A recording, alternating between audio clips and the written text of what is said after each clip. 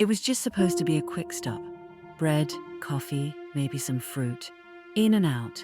It was early evening, the kind where the sky looks like steel and you can smell the cold. The parking lot of Harrison's Market glowed under halogen lamps, each one surrounded by a faint halo in the damp air. I parked under one of them without thinking about it. The store wasn't crowded, a few people going in and out, heads down against the wind. I grabbed the cart from the corral, the front wheel squeaking every few feet, and pushed through the automatic doors into the warmth. The air smelled faintly of baked bread and floor cleaner. I nodded at the cashier, a woman in her 50s with a tight ponytail, and went for the bread aisle first. That's when I noticed him. A man, maybe mid-40s, standing at the far end of the aisle. Black jacket, baseball cap pulled low. He was holding a loaf of bread but not looking at it, just staring down the aisle. I figured he was waiting for someone to move so he could pass, so I grabbed what I needed and turned my cart toward the produce section.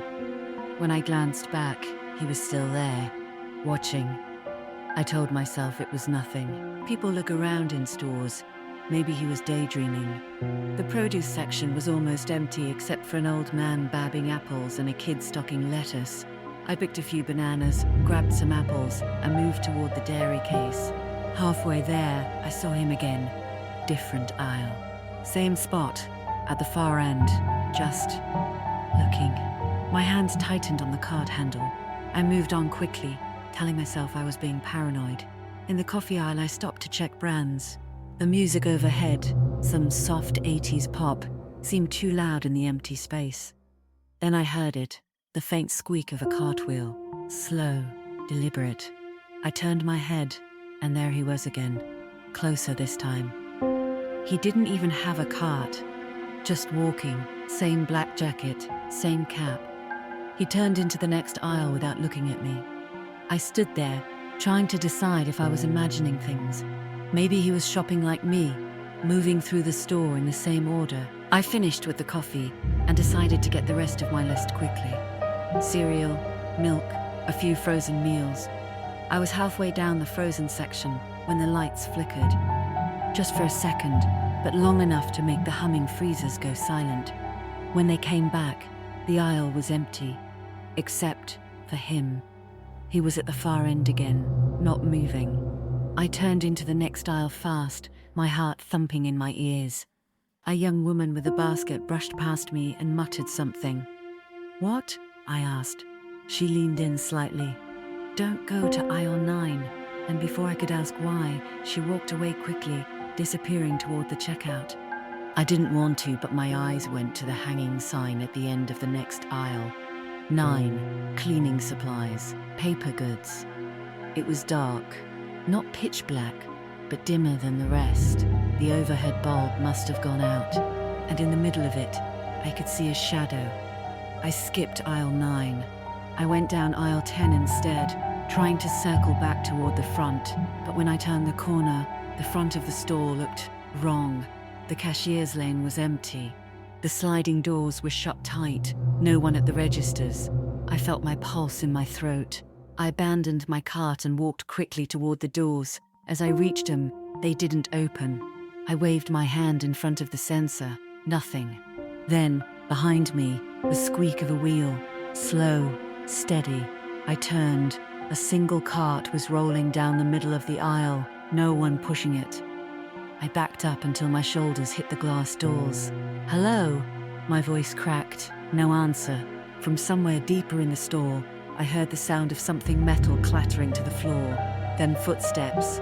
I bolted toward the back, past the bakery, and into the employees-only door that hung half open.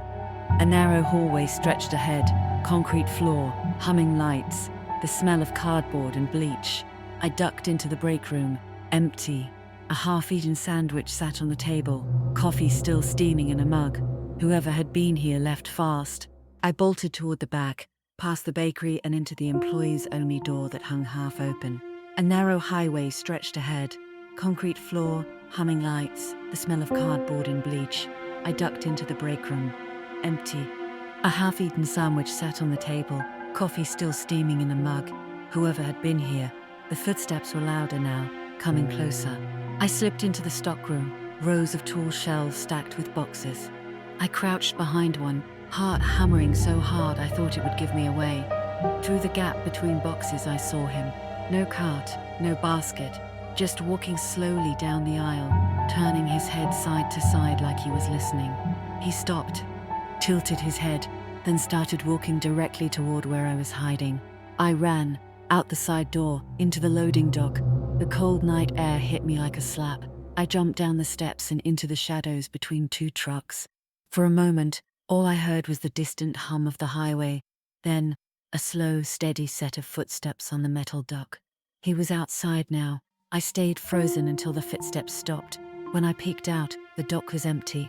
I didn't wait. I ran across the lot, past the dumpsters, and around to the front. The automatic doors were open now, light spilling out onto the wet pavement. Inside, the store looked normal. People shopping, cashiers at the registers, the same 80s song playing. I grabbed a basket just to blend in, pretending to browse until I reached the front. As I passed the cashier, she gave me a polite smile. "Find everything you need?" I forced a nod. She glanced down at the basket in my hands. It was empty. Outside, I hurried to my car, scanning the lot. I was halfway across when I saw it. In the cart to return, just feet from my car, sat a single item, a bottle of bleach, and a paper tag that said simply, Aisle 9.